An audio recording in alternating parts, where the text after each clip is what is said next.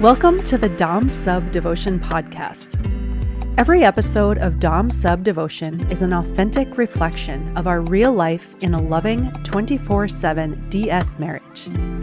If you crave the passion and intensity of a power exchange dynamic inside of a deeply loving and intimate relationship, you've found the right place. You can always find more from us in the show notes and at infinitedevotion.com. Thank you for listening. So today's episode, we are going to dive into talking about effort and putting effort into ourselves and into our relationship, and some of the things that has both brought up and also made better for us. And I think the place I really want to start is with talking about effort from the dominant perspective, and hear you kind of reflect on what you've seen from me in terms of how I've changed, how you've perceived me differently, and how that's impacted our relationship as I have started to put more effort into all parts of my life. And I guess the first part of this is the very, very, very early parts of our relationship. I put a lot of effort into winning you over. Yeah, you did. And it worked. It did work. We're still sitting here 15 years later. Right. The thing that happened over time is I kind of stopped trying in a lot of my life was that I really did stop trying at a lot of things. I stopped trying with the way I took care of myself, the way I groomed myself, the way I dressed myself, the way I exercised, the way I ate, the way that I gave to you. And the biggest challenge for me in all of that was I didn't see it at that point in our relationship. I didn't see it as me not making an effort. I saw it as I blamed you. Like I wasn't getting what I needed from you, so I wasn't trying as hard either. When really that was obviously an excuse and I was making myself a victim. When you looked in the mirror, when you thought about your life back then, how did you feel about yourself? I guess the best word is I was resigned to thinking that this is just the way that it was. Like the way that it was going to be. What's it?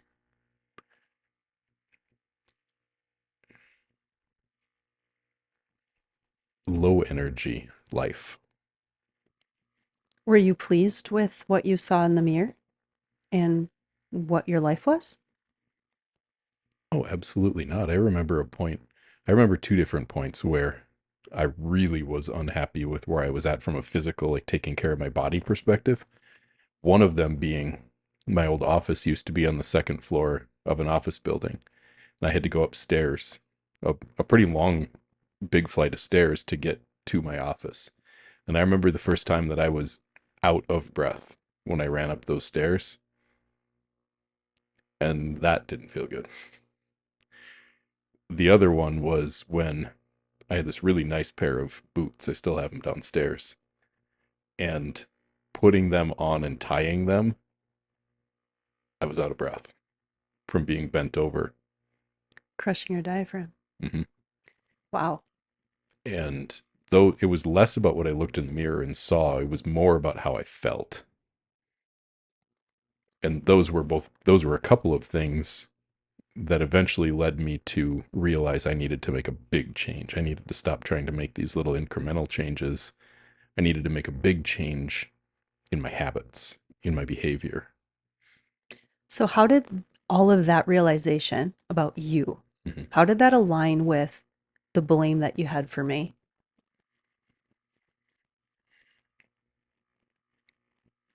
That's a really good question because it had to be a shift in just taking responsibility for my holding myself to a standard, right? This was a Tony Robbins thing that I don't remember where in the whole part of me starting to put effort into my exercise and into my body and taking care of myself again, because I had and then I didn't. Somewhere along that path, I heard this thing that Tony Robbins said, where he said, your physical body is a representation of your standards. You can't escape it. You look at it and it shows you exactly what your standards are. Ouch. Yeah. But true. And so it really was this choice that I made, and I remember exactly where I was. I was having a conversation with my father around a campfire in April of 2015. It was my first spring trip up to his old cabin, and we were sitting around a fire, and I remember telling him that, like, this has all got to change. I don't, not only do I not like where I'm at, I see the path. Like, I see where I am. 2015, that would have put me at 35 years old. Like, if I'm here at 35 and I stay on this path, I don't like where it leads. And it's not the direction that I want to go.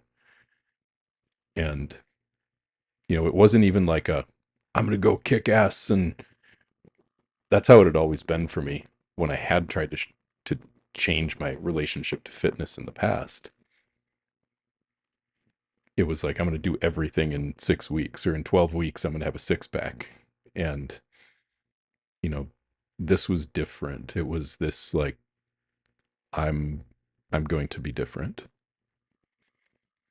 Which, funny little story, I don't think I've ever told on our podcast before.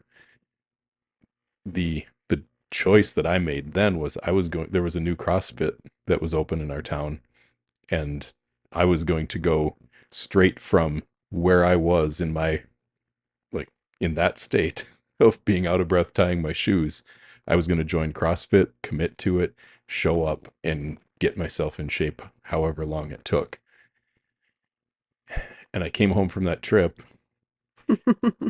and you were there when I got home, and one of the very first things you told me was, I signed up for the new CrossFit in town. That's not completely true, but maybe that's how you remember it. Because I didn't start CrossFit until like they did the 30-day boot camp. I started late in May. So Okay, maybe you had not committed. immediately, but Yeah, maybe you had committed to, or decided to. because I went to tour it first. And then I think I came back and I was going to talk to you about it. So maybe that's what happened in between there. Yeah, so I didn't join right away. The point of this was, I didn't join right away because I came back with this intention to do this for me, not to prove anything to you, not to, like, it wasn't even going to be like, I'm doing this with you. It was like, this is what I'm doing. Yeah. And I didn't know that you had Mm-mm. all this in your mind. I No. mean, I'm sure we talked about the concept that there was a CrossFit because I heard about it from someone we knew who went there. So I'm sure it was in our talk before, but I didn't know that.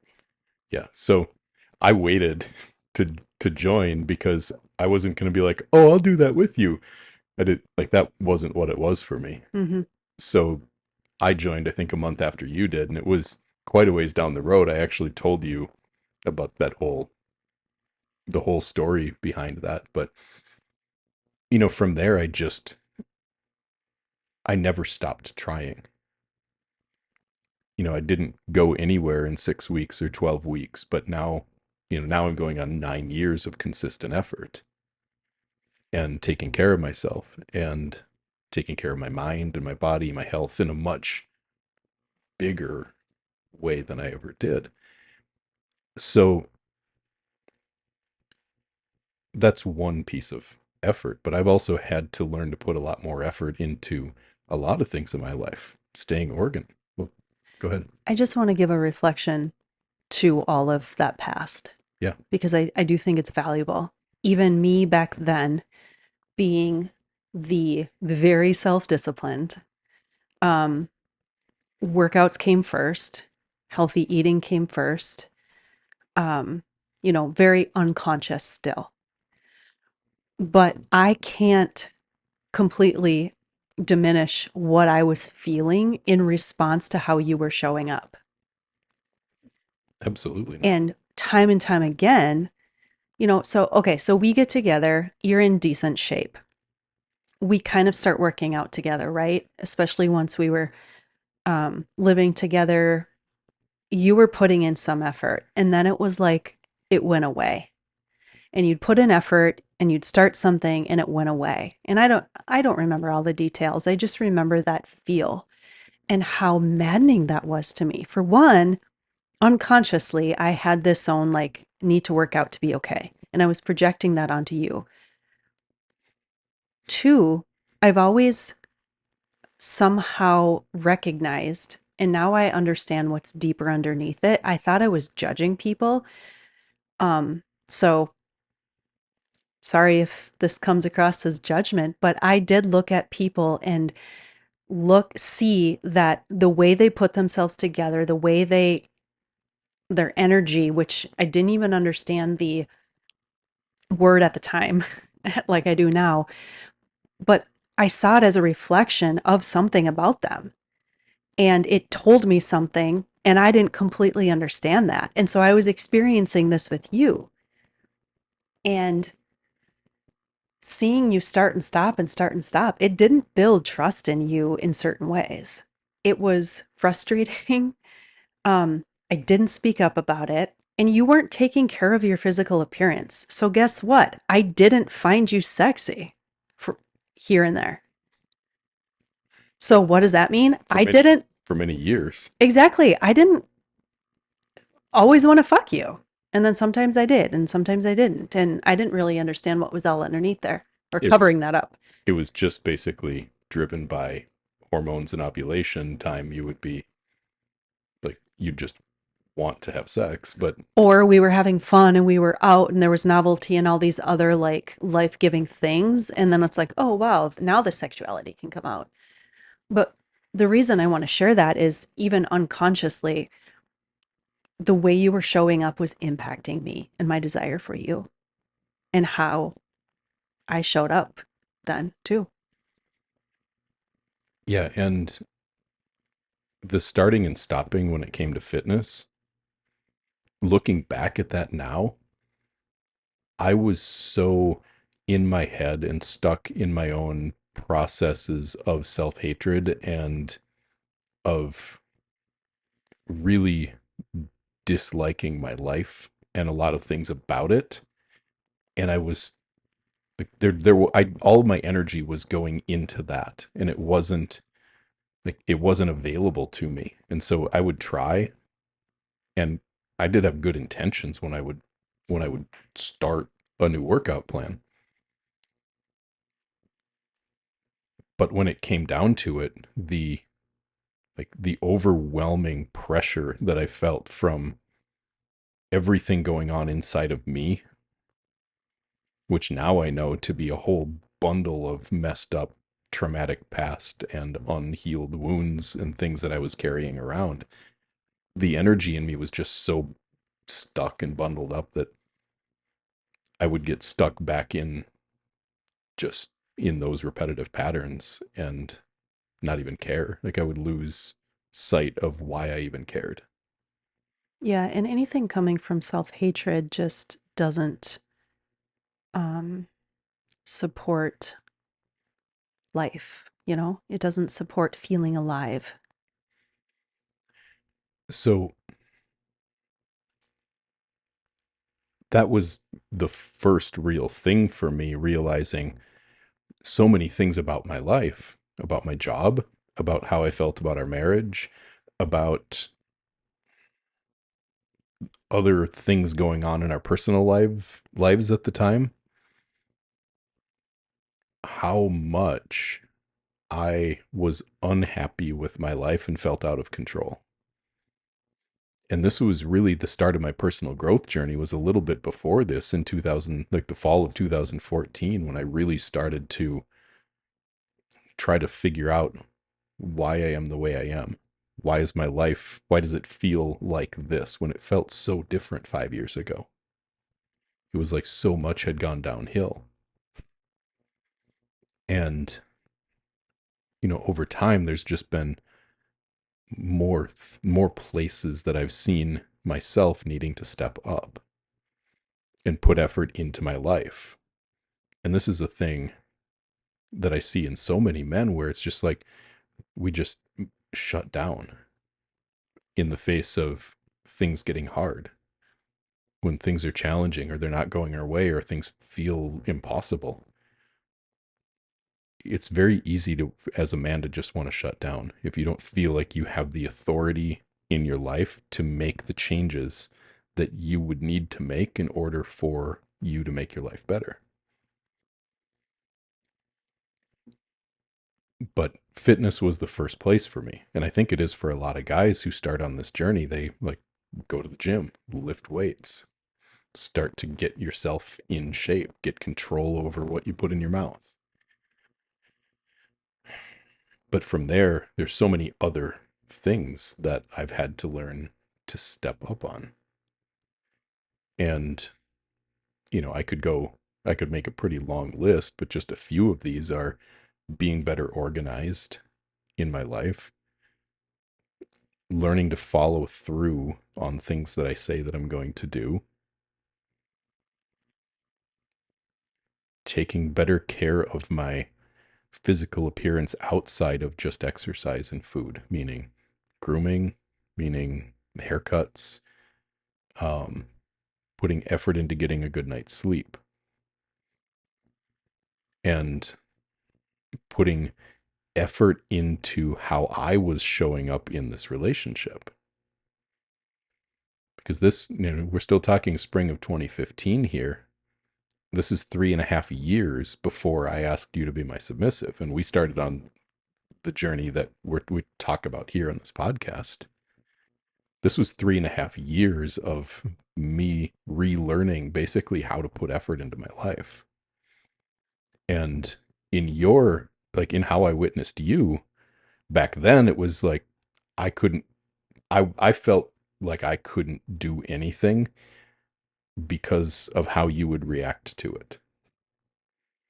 And in some ways, you would react really poorly to a lot of ways that I would try to change things.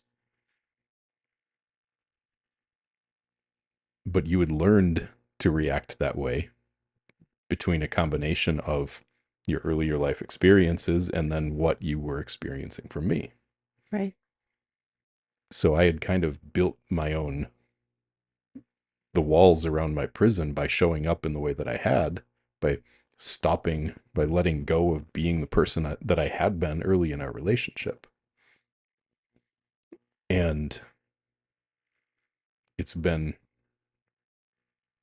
over time that I've recognized how much of the way that you were showing up back then really was a reflection of my own inability to take charge of my life, to own my shit. Good part. Yeah. You had your own role in it. Obviously, you had there was a part of it that was you, but there was certainly a part of it. If we understand the masculine and feminine as we do, a big part of how the feminine shows up in life is a reflection of the masculine consciousness that she is experiencing or lack thereof. Right. And it was just a big lack when it came to consciousness in me at that point in my life. Right. And at the same time, you had your own relationship with effort because you put a lot of effort into certain things in your life. But then that took a lot of energy away from you putting effort into other things. So what's your relationship with the effort, with the word effort in how you have evolved? Well, I've had to let go of the identity I had around being self-disciplined because that came out of my own wounding and protection that I had to create for myself at a very young age. And my life only created more of that foundation. By the time I was 11 years old, I think I was babysitting babies because it was like, oh, Dawn's so responsible. So you're basically saying, you're so responsible, you're kind of adult like, and you're not very kid like anymore, in a certain way. And gosh, when my girls were 11, I'm like, oh my goodness, I would not want to leave them with a baby right now. I think it was 11, 12, and I started babysitting young, what I call young. Um, but I was always validated for being that mature person. And if it's not a bad thing. I've had to like let go of my judgment around it too, because once I came, I'm like, oh my gosh, like then the shame kind of comes about. But being disciplined was an essential part of me getting to be where I'm at and learning a lot about who I am and who I am not. And so now I can truly soften into,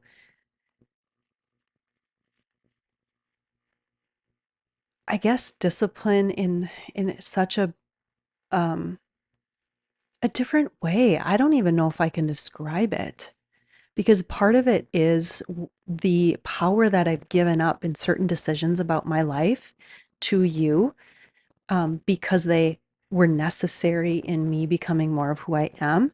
And now you still hold them. And now I find the pleasure and the excitement, for example, around you writing my workouts and telling me what to do. And like now my discipline is just like doing the workout and being present with myself. That's how I get to use my discipline, I think, in a way. I see it too as the, well, effort, discipline, attentiveness, or intention in how you direct your energy in the things that you do. All of it now is less about doing it for yourself. This is a big part of how power exchange plays out for us in our day-to-day lives. It's not about you doing it for you. You're doing it for me. And I'm holding the space of what is it that needs to be done. So you don't have to try to get into your own figure out energy. And so where I see you applying your discipline is in staying attuned to what it is that I'm asking of you, and to being my submissive, and to following me rather than following yourself. That takes discipline in itself, of staying out of your own independence and individuality and staying in the energy of being mine. Right. And I want to add something here. Let's see how this comes out of my mouth. Um, this is not for me from a place of self-abandonment at all. It's because of the two becoming one that we experience, that if I'm doing something for you, it is life-giving to me. It's not taking from me, but it's life-giving to me and therefore life-giving to you and therefore life-giving to us. And it brings more of me to the surface. That's how all of this has evolved for us. And it's never from, I'm only doing it to please you in a mindless way. I mean, I feel connected to us in what I do for you and for us.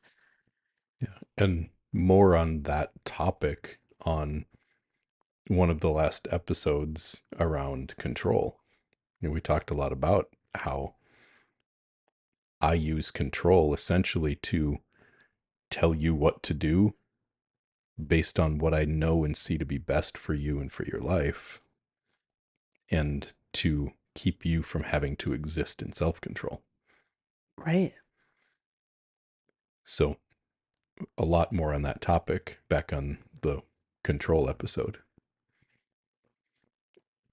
But I think one of the things that was really hard for me, and I think it has been for you too in your own way, and I'd like to hear your reflection on that. But I used to react so terribly to you wanting anything more from me. When I was out of shape and you would get brave enough to bring it up, boy, did I punish you.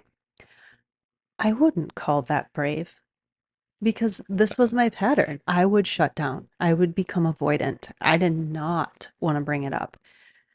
But let's be real. My emotions were being written all over my body language and how I was showing up and in my tone of voice and everything. I was disapproving of your actions. And it hurt me probably extra deeply because of my own control and attachments around my body and food and fitness and all of that. I mean, let's be real. These are trauma bonds 101, right? Yeah. But this is why when we get that mirror, this is where it becomes really beautiful and how we get to unlearn these layers of protection and who we are not. And so, yes, I would shut down and you would feel it. I specifically remember one moment in one of the townhomes we lived in, being in bed, and you were like, I'm sure it was bedtime, and you were like, I was cold to you, and you were like, just trying to get it out of me, trying to get it out of me because you were anxious avoidant. And Yeah. so, This was like where anxious and avoidant and the whole attachment styles thing, mhm, it's less about the attachment style and it's more about how it's playing out, yeah, like in relation to our inner worlds and egos and everything. So yes, I would get very anxious. You'd shut down and I would be like, this isn't okay. I need to figure out what's wrong. yeah. And to what you just said, like, these are just descriptions that we get to overcome and transcend. It is not, oh, I guess this is how I am, back to this effort, right? Like, we didn't settle to accept, like, this is just how we are and how we have to communicate, and this is the way it's going to be for the rest of our lives. Well, eventually. Yep. It was a while after that. But so yeah, you would like come after me and be like, Yeah. tell me, what's wrong? What's wrong? What's wrong? And eventually I'd be like, fucking A. Okay, fine. And it never came out in a calm, like, I don't remember yelling at you, but it was probably with tears and because I knew that I was disapproving of how you were showing up and how you were putting together your body. And if someone was going to do that to me, oh, I fucking would hate it. Yeah. And so now I feel like I'm hating on you. Yeah. And essentially I kind of was. Right. And you were reflecting back to me the self-hatred that I already felt. And so that would Exactly. trigger the fuck out of me. And then I would get really pissed and, you know, not angry with you, but angry at myself. Yeah. Because I would always turn that inward. I never lashed out at you for it. No. I turned it inward and I would just turn that self-hatred up to 10 and that would usually spark another, like, I'm going to start tomorrow and I'm going to be in perfect shape in 12 weeks and I would start another one of these things that was just based out of self-hatred and it would fizzle out and just make this whole thing worse. And this is the way we used to do it. And I want to make a little bit of a leap forward here to contrast this to how we approach growth and desires now. Oh my goodness, much different. Because at this point in our relationship, the commitment we've made to each other and the way we say this is we are going to see how good this can get. How good can everything be? And if there's something that you want more of from me, that you want to see different, that you want me to be better, a place you need more from me, I just tell you to tell me, and I approach that with the pure desire to figure out how I can make that real for you. because I want to give you the best experience of everything that I can. And you do the same for me. Right. So before we kind of get to how that plays out for us now, what is it like for you now compared to back then when I want something more from you or different, or I'm asking you to grow or expand? How does that feel to you now showing up in this how good can it get versus when you would maybe feel threatened or not good enough? Because a lot of the things that I ask from you and that I wanted from you are basically what we're living as a relationship now. That was where a lot of my asks of you were directed at. Yeah. So I am gonna start on how it used to feel Mhm. and move into what it is now. Um, I used to hear that voice in my head, even if it wasn't like there, it was how I would respond. And it was this voice basically telling me that you're not good enough. You'll never be good enough. You suck, like whatever the language was. And I'd want to shut down. I'd like, this goes back to the words of affirmation. Like, that's a simple thing that you would eventually get to because you weren't feeling loved, which was because I wasn't giving you words of affirmation, but also you had your own walls around your heart, blah, blah, blah. But even in that little thing, it was like,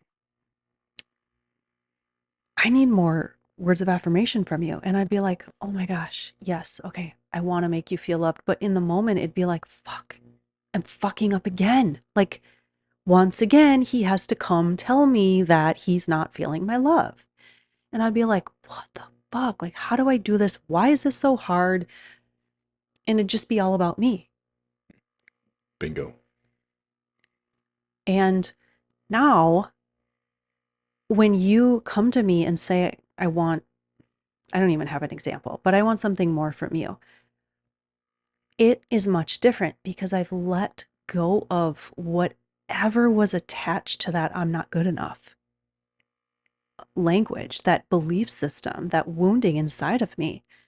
And so now, even if it's like, okay, wow, that feels like, I don't know if I can do that immediately, but I trust myself. I know that if you bring this to me, it matters to you. And I am going to, for lack of a better way to say it, figure out how to meet it.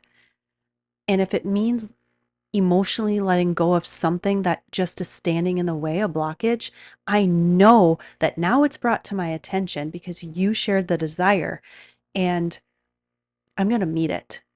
And it's a commitment to it. And it almost like there's an ease, there's a liberation I feel now because I'm not attached to it being about me. Like when you share it, it's like, oh, yes, you shared it. I want to give it to you. I want to experience it with you. Like whatever it is, it can be with excitement. Um, I'm not blaming myself. I'm not blaming you. Like, it's life giving instead of like degrading myself.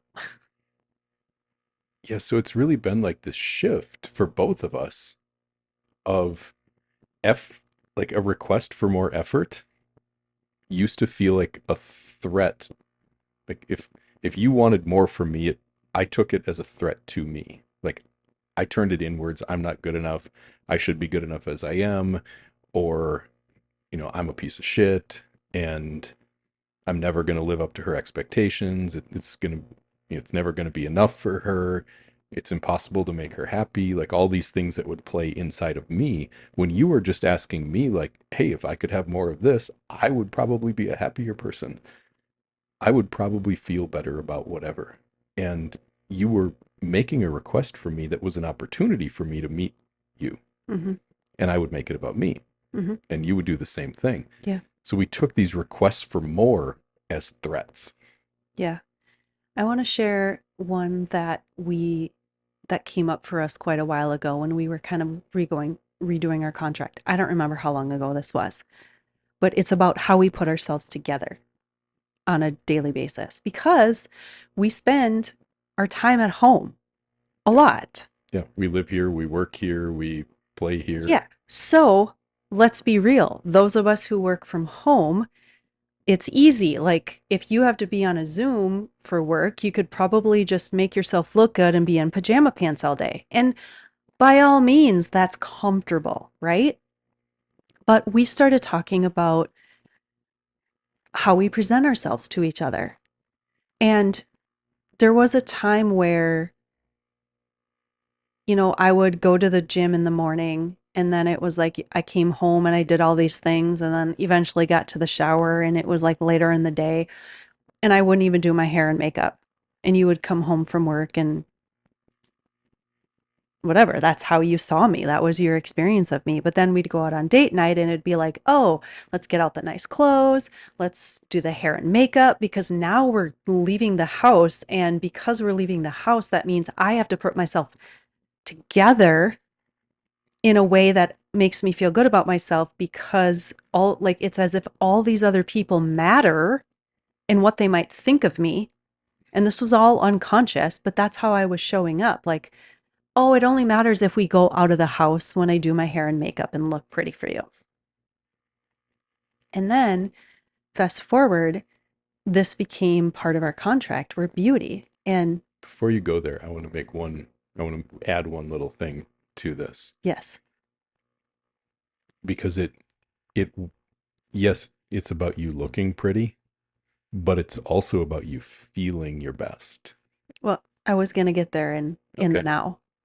Yeah. And I know we've shared a little bit about this on one of the other podcasts, but so then all of a sudden we were talking about this and you said, I would like you to like put yourself together early in the day. And I'm like, oh yeah. And I'd worked through so much of letting go by this point. And also there was this like scarcity mindset where I had to save my nice clothes and only wear the nice clothes outside of the house. For what reason? Only do my hair and makeup and spend money on that, on the makeup when I'm going outside of the house. And so I kind of came face to face with all of these silly little belief systems about what I was doing, what my actions were really portraying. And you're the person that matters the most to me. So why would I not put myself together in a way that like you love to see where you think I'm sexy and like yes, you think I'm sexy without my hair done and without my makeup done, but Because you I are. thank you. Thank you, but there's something about it that I love looking in the mirror and seeing my makeup done and accentuating my eyes and it's just fun. It's life-giving to me. And when I feel alive, I show up more for you. And now, like, I'm not saying I show up differently, but when I have my makeup done versus when I don't, that's not what this is about. It's about I want to give my all to you and I want to wear the fun dresses even when we're at home because you matter. You matter so much to me. And I would also know that you loved me however I was, and you loved me in my workout clothes, and you loved me with my hair not done. But you also love seeing me put together, And so I love giving that to you and spending the time on it and using my discipline to create the space and give that to you. It feels really, really good to me. Well, and that goes the other direction too, because I want to I want to walk around the house on any given Wednesday afternoon and have you look at me and go, hmm. I sure do. And I want to do the same for you. And so the Yeah. more this is why looks matter, but it's not just superficial No. because we feel better when we look our best. And when when I'm asking you to put yourself together for me early in the day, even if we're just going to be at home, Mhm. I'm also committing to do the same thing for me. This is how our contract works, is it's a two-way street. This is a way that I am asking us to conduct ourselves, not something I'm telling you to do. Right. And it's a standard that I'm laying out for how we as two people together are going to conduct ourselves and conduct our life. That's how I lead this relationship, and that's how I present my dominance in this relationship, is with, in large part, with setting standards. But in order to set a standard and live up to it, there has to be this joint commitment to wanting to show up as our best for each other. And I love when you are dressed sexy as fuck, when we are just grilling chicken out in our driveway and we're going to eat it at home, and then we're going to sit out by a fire in the evening. Yeah. And when you are dressed sexy and you have your makeup done, you have your hair done, like you are date night sexy for me when we're just at home together, because that's like, those are the moments that life is made out of. I wouldn't always call it date night sexy. I mean, I don't wear jeans and a sweatshirt out on date night, but once in a while, that's what the weather Well, you are a means freeze. I You put are a on. freeze baby. So But even in that, like, that's partly still putting myself together. the bigger point here being that we we let go of this energy of being threatened by the other person wanting something more or different. Yep. And instead we've chosen to commit to a growth mindset. Right. Because the important thing here is we are both an individual and therefore a person, and we have all of this internal stuff inside of us. And if we want to, like, our relationship is made up of two people, not you did all these things to me or you're causing me all this pain. And, along the journey of diving into personal development, it's right in the word personal, it's essential that each person puts in the effort to become more of themselves and takes ownership in their side of everything, because any relationship has two plus people, right? But each relationship, even in a group of four people, is multiple relationships Yep. that make it up, right? It's not four people um as in one relationship there. And so, like, again, almost to a fault sometimes, I would always look at, like, well, what's my part in this? What's my part in this? How can I be better? But that was also what has helped create us to be who and what we are today and experience the amount of love and devotion for each other in this way, and feel joy and happiness and bliss and feel so alive on a regular basis, daily. So I want to hear your reflection on this next question first before I share mine. What is it like for you to know that there is, like, you are 100% free to bring absolutely anything that you desire to me, and know that it's going to be met with acceptance and a desire to give that to you? It's incredible. It allows me to drop any judgments around anything I might bring up for myself and become all of who I am. Like, it's fucking amazing and life-giving. And we have our own examples of what that has been and what that looks like and how it's only improved our relationship. Yeah, because if we're growing as people, if we're growing as individuals, we are going our needs, our wants, our desires, our curiosities, our interests, the things we want to explore. And this is everything from sexually to intellectually to, you know, anything Right. in life. If we're growing, our desires are going to evolve. If we are evolving as people, we aren't going to stay the same. Right. And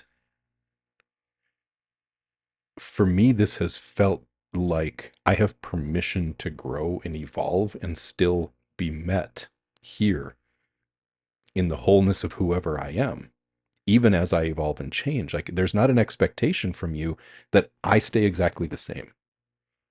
Not anymore. Not anymore. So that's just like this big weight off of my shoulders of the feeling pressure to meet your expectations, but instead to be able to be whoever I am and to allow that to grow and evolve, and to know that whatever it is that comes with that evolution, with that constant evolution process that we're under when we are on a journey to seek the truth of our authenticity and the truth of who we are. There's a constant evolution underway. And knowing that I have absolute acceptance of me in however it is that I evolve as a human, as a person, and evolve ideally more into my authenticity, that you're going to be right there, like, let's go. And I'm going to do the same for you. Yeah, absolutely. And It's freedom. it really is. And this is, thank you for using that word, because this is what it means to be free and committed. How being in a relationship that is committed and solid can still be freedom. It's not the old ball and chain, as my grandparents used to say. Yeah. This isn't a ball and chain. This is absolute freedom and acceptance of, for me, of you, and for you, acceptance of me. Hmm. Absolutely.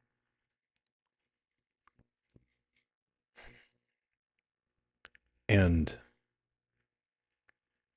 I said this in something else I recorded the other day, but the whole conversation around being enough or not enough, or am I too much, or it's never enough, like, this whole thing is based on the assumption that there is some end to be found.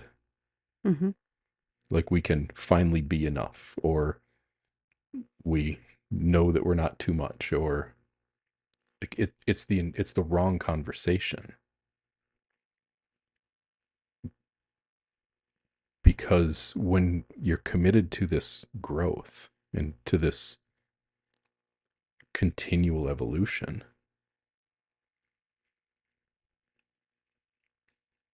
it it doesn't even matter if I'm enough or you're enough. It just matters if we can show up for each other. I would say those questions are the beautiful opening to a much deeper conversation because they're valid and it's where we all start. Mm-hmm. And so if you find yourself asking those questions, like, I'm here to tell you that there's no such thing as too much or not enough. And it's really just the prison that we've put ourselves in, AKA the ego, and also just the lies that we've been telling ourselves, and therefore telling each other. Because if we're telling them to ourselves, that's what we're receiving and the lens that we're seeing so much through. And, one thing that you would always tell me when I would hate on my body and my looks, it was I wish you could see yourself through the lens that I see you. And I'd just be like, yeah, I wish too. I wish. And as I've evolved into more of who I am and who I was created to be, like that has naturally just happened. And it's not by forcing myself in the gym and the kitchen with nutrition. It didn't come anything of that way. So,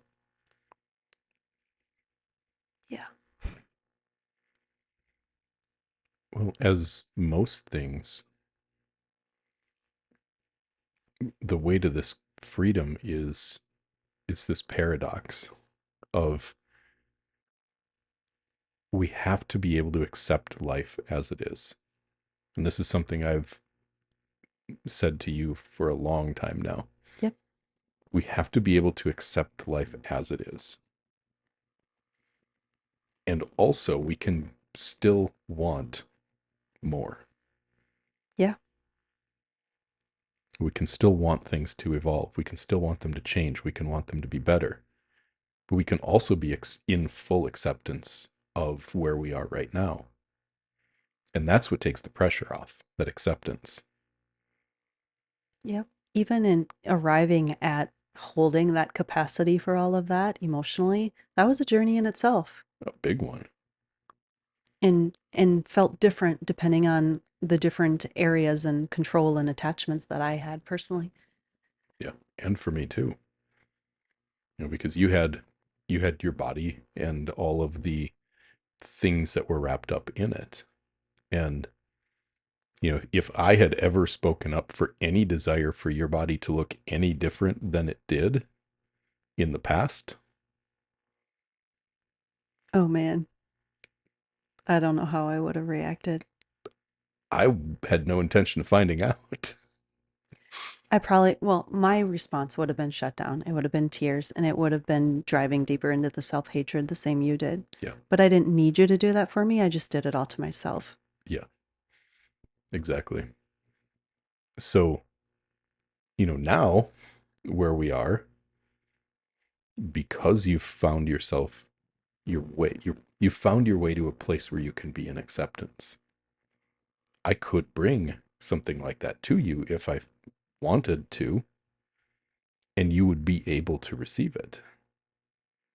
Yeah. And that's where this freedom comes from too. It's not just the freedom to bring all of what I want for me to you and have you be willing to bring it or to put effort into giving me what it is that I'm wanting more of.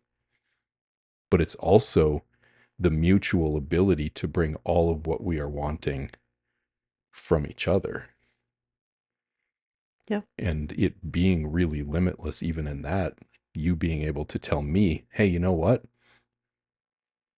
I don't like your fucking haircut or whatever it might be. You wouldn't say it that way, but um, you can ask anything of me. No, but I'm just going to share with the world that I am the reason you have hair. Because Not exactly. I think you would have a buzz cut if it wasn't for me. I've had buzz cuts in my past, and I love how I look in a buzz cut. I think I would look great in a buzz cut. Dawn does not particularly appreciate the buzz cut. I don't. I like hair, and I like seeing you with hair. So if you're watching this on YouTube and you see my really kick-ass hair, that's because I it matters to me that you are seeing something that looks like an attractive presentation of me to you. And the facial hair, because I remember why this came This is a about. great story. This came about a very, very long time ago, early when we were dating. You just happened to let your, what do they call that? Like The stubble or the 5 o'clock shadow. 5 o'clock shadow. So you would let your hair grow maybe a day longer or something, or 2 days for whatever reason. And I'm like, well, wait a minute.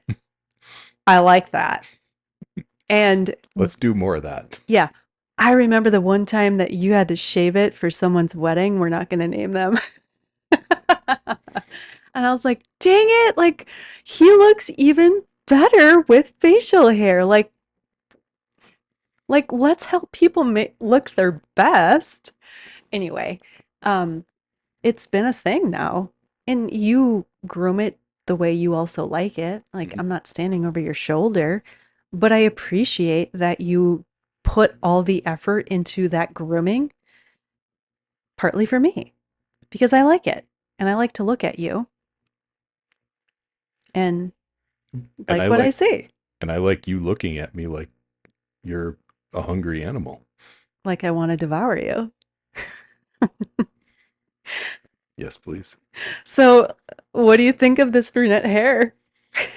Yes, for those of you listening on audio, I knew we'd get here today. You're going to have to go onto the YouTube video and pick up the fact that Dawn has been blonde for pretty much our whole 15 years together. Yeah, because I was highlighting my hair all the time. Yep. And now she is not Yeah. as of this week. And I I love anything authentic. I love what's real, authenticity over everything. And so the fact that this color, really we're working to get your hair back to its natural, to its true natural, like dark blonde, ash blonde color. And yeah, we took you all the way to brunette this week in the pursuit of getting you back to your natural color, and I think it is hot. Thank you. It's like you have a new wife and submissive. Yeah. It's been fun. We've already had a couple times where we've been out for a walk and we've run into neighbors or people we know, and they see me from a distance, and then once they get up to us, they're like, I saw it was Andrew, but I was wondering who you were with. Who is this?